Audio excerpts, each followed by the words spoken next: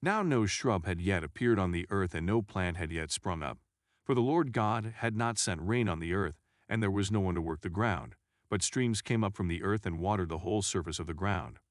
Then the Lord God formed a man from the dust of the ground, and breathed into his nostrils the breath of life, and the man became a living being. Now the Lord God had planted a garden in the east in Eden, and there he put the man he had formed.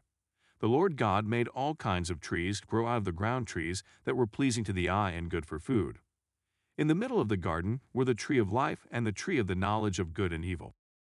A river watering the garden flowed from Eden. From there it was separated into 4 headwaters. The name of the first is the Pishon.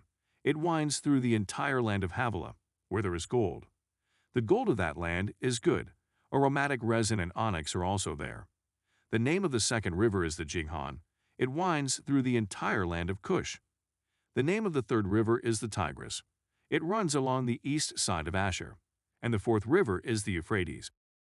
The Lord God took the man and put him in the Garden of Eden to work it and take care of it.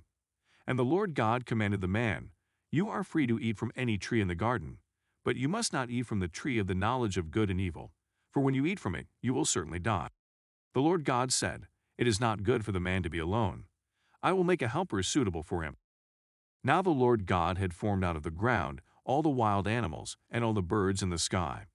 He brought them to the man to see what he would name them, and whatever the man called each living creature, that was its name. So the man gave names to all the livestock, the birds in the sky, and all the wild animals. But for Adam no suitable helper was found. So the Lord God caused the man to fall into a deep sleep, and while he was sleeping, he took one of the man's ribs and then closed up the place with flesh. Then the Lord God made a woman from the ribcage he had taken out of the man, and he brought her to the man. The man said, "This is now bone of my bones, and flesh of my flesh. She shall be called woman, for she was taken out of man." That is why a man leaves his father and mother, and is united to his wife, and they become one flesh. Adam and his wife were both naked, and they felt no shame. Now the serpent was more crafty than any of the wild animals the Lord God had made. He said to the woman, "Did God really say, 'You must not eat from any tree in the garden'?" The woman said to the serpent, "We may eat fruit from the trees in the garden, but God did say, 'You must not eat fruit from the tree that is in the middle of the garden, and you must not touch it or you will die.'" "You will not certainly die," the serpent said to the woman. "For God knows that when you eat from it your eyes will be opened, and you will be like God, knowing good and evil." When the woman saw that the fruit of the tree was good for food and pleasing to the eye, and also desirable for gaining wisdom, she took some and ate it. She also gave some to her husband, who was with her, and he ate it. Then the eyes of both of them were opened, and they realized they were naked. So they sewed fig leaves together and made coverings for themselves. Then the man and his wife heard the sound of the Lord God as he was walking in the garden in the cool of the day, and they hid from the Lord God among the trees of the garden. But the Lord God called to the man, "Where are you?" He answered, "I heard you in the garden, and I was afraid because I was naked, so I hid." And he said, "Who told you that you were naked? Have you eaten from the tree that I commanded you not to eat from?"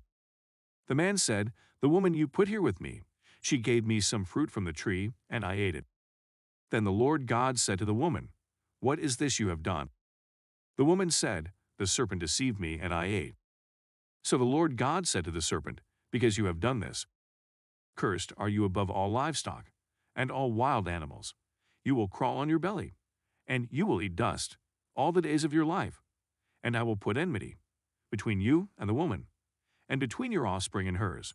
He will crush your head, and you will strike his heel." To the woman he said, "I will make your pains in childbearing very severe. With painful labor you will give birth to children. Your desire will be for your husband, and he will rule over you." To Adam he said, "Because you listened to your wife and ate fruit from the tree about which I commanded you, you must not eat from it. Cursed is the ground because of you. Through painful toil you will eat food from it all the days of your life. It will produce thorns and thistles for you, and you will eat the plants of the field. By the sweat of your brow you will eat your food until you return to the ground, since from it you were taken, for dust you are, and to dust you will return." Adam named his wife Eve, because she would become the mother of all the living. The Lord God made garments of skin for Adam and his wife and clothed them. And the Lord God said, "The man has now become like one of us, knowing good and evil. He must not be allowed to reach out his hand, and take also from the tree of life and eat, and live forever. So the Lord God banished him from the Garden of Eden to work the ground from which he had been taken. After he drove the man out, he placed on the east side of the Garden of Eden cherubim and a flaming sword flashing back and forth to guard the way to the tree of life.